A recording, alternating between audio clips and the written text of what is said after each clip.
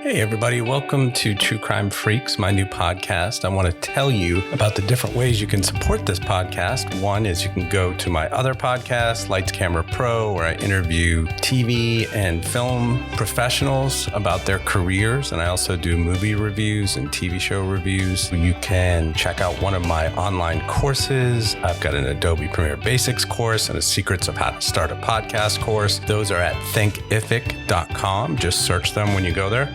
We also have a merch store. Just search the podcast at teespring.com and check out our hoodies, t-shirts, and mugs.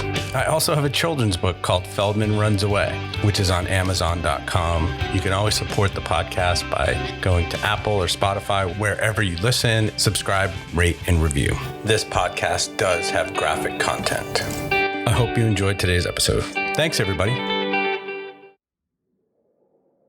Americans make up about 4.4% of the global population, but own 42% of the world's guns. The only place that has a higher rate of mass shootings is Yemen. The United States makes it really easy for dangerous people to access firearms. This episode focuses on how do we stop mass shootings?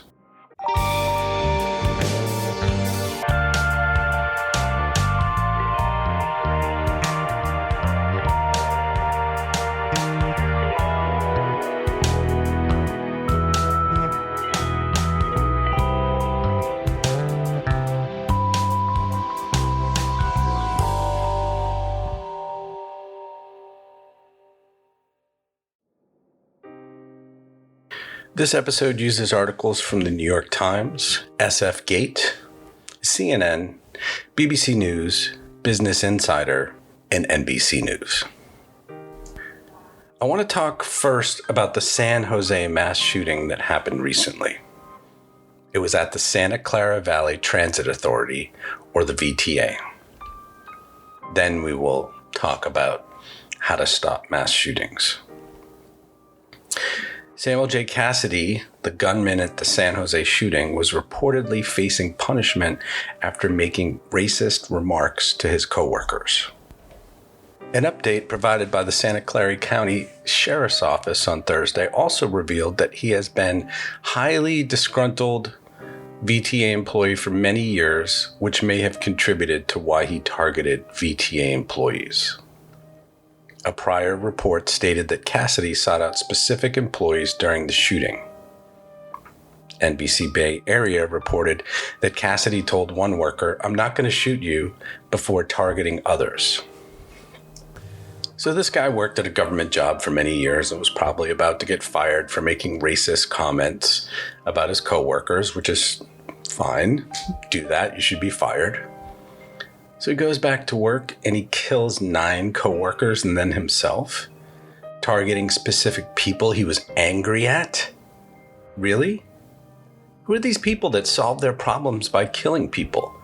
Because you get fired, you killed someone? Because you owed child support, you killed someone? Because you wanted life insurance, you killed someone? What makes these people think?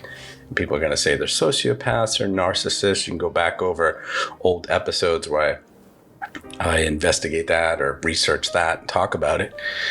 But what gives these people the gall to think that they can just kill people to solve their problems?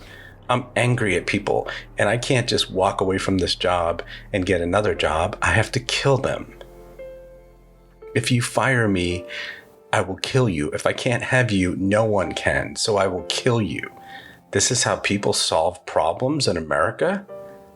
It's mostly happening in this country, and then we fight to keep our guns, and then we let people have these high-powered weapons that can kill 20 people a second because it's our freedom? It's our right to bear arms? Some are sociopaths and some are narcissists, I get it. But most people just want to destroy and kill and get back at people for wronging them by firing them or by divorcing them and moving on with someone else. You ruined my life. Now I'm going to ruin yours. Is murder really any sort of solution to anything? And this is happening all the time. This isn't just one lonely, angry guy. This is hundreds and hundreds of people doing this all across the country every year. And then we have school shootings. It's just completely sad that this is what our country has come to. Cassidy's ex-wife said that he had two sides. When he was in a good mood, he was a great guy. When he was mad, he was mad. Okay, so we've seen that with a lot of people, right? They get upset. Some people are even jerks or assholes, and they yell racist slurs, or they, try to cut people off in traffic or run them off the road. Like, to kill someone with a firearm and go in and blow their head off at work when they can't defend themselves. This isn't like, okay, I want to fight you, you fired me. This is, I'm going to kill you and leave your family with no one else. Without a father, without a mother, without a daughter, without a brother. It's insane. And it keeps happening. An ex-girlfriend described Cassidy as having mood swings that were exacerbated when Cassidy consumed large quantities of alcohol. Okay, so he's a violent drunk. Hit someone over the head with a pool cue, or push somebody, or get in a fist fight, but don't kill anybody. It's like these people are little children who, you took my toy, now I'm gonna kill you. You fired me, now I'm gonna kill you. I just completely don't get it at all. And if you are a psychologist or a therapist and you study mental health or work in a mental health hospital and you want to send me comments or articles on social media, that's fine. I'll totally read them. I have time. Just help me understand. The gunman fired 39 rounds. Authorities have said that they are trying to determine the motive. The motive is that he was angry and he hated the people he worked with. Now, yeah, they're going to take weeks to say that, but that's essentially what happened, I think. What do you think? A witness told CNN affiliate KGO that he also believed the gunman bypassed certain people and appeared to select those he shot. He was targeting certain people. He walked by other people, VTA worker Kirk Bertolet told KGO on Wednesday. He let other people live as he gunned down other people. Great. Just an atrocity. There was no reason for these people to die. Because this guy was angry, because he didn't want to get fired. It's no reason to murder. Go get a shrink, or go get an anger management class. Go shoot some guns in a field, but don't kill people. What a waste of innocent lives. These were human beings who had families. Well, we'll just have to see what happens in that case when this guy goes to court. It gets put away for 10 or 20 years or more. Okay, so I researched a lot of mass shootings and why people do mass shootings, and I found this research really interesting. Here's the most concise, put together list of how to supposedly stop or at least make less mass shootings happen. This is from businessinsider.com.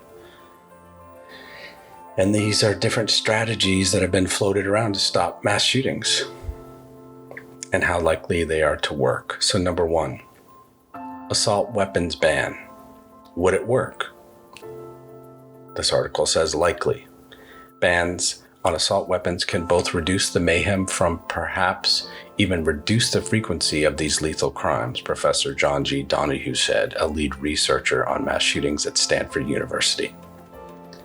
We see from diaries of the mass shooters that they see the AR-15 or some such weapon as the vindication of their manhood and power in a vehicle for addressing their perceived grievances. Fixing the gun culture that steeps troubled and ineffectual men in this notion of redemption through violence, and then makes the most deadly weaponry available to them, would have a direct effect on the rate of mass shootings, Donahue said. So, in a nutshell, no access or little access to assault weapons would reduce the mass shootings because these assault weapons kill more people per second. but this is what they think would work. Another strategy is high-capacity magazine ban. Would it work? Most likely. Nearly every mass shooting illustrates the large capacity magazines can increase the death toll, and that forcing a shooter to reload more frequently can provide opportunities for counterattack and survival, Donahue said. Number 3, universal background checks. Would it work? Most likely. Currently, laws only require background checks from licensed firearms dealers. Research shows that states that require background checks on all gun sales had 35% fewer gun deaths per capita between 2009 and 2012. And research from the nonpartisan RAND Corporation estimates universal background checks could prevent 1,100 homicides per year. So why not do it? Why not do any of these things?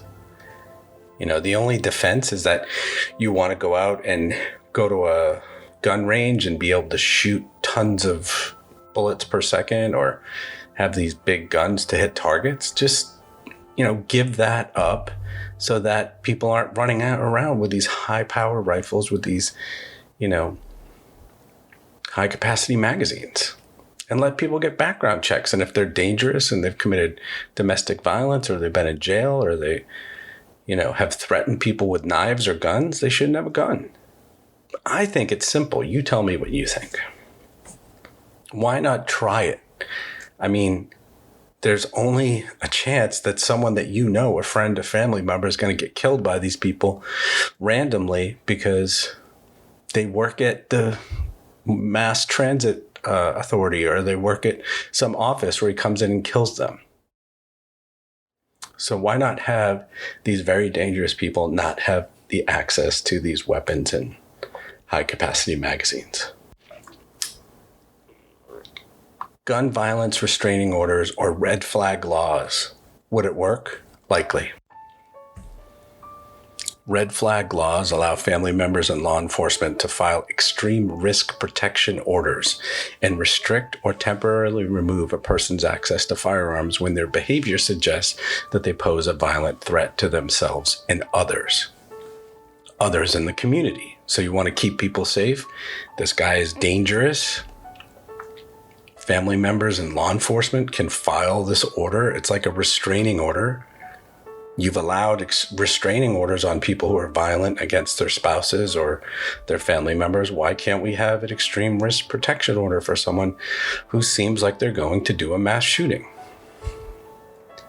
More states are adopting these laws as perpetrators of mass shootings are regularly proven to have displayed warning signs of deadly behavior before they attack. So they're posting online or they're stockpiling guns in their house. Whatever they're doing, there you go.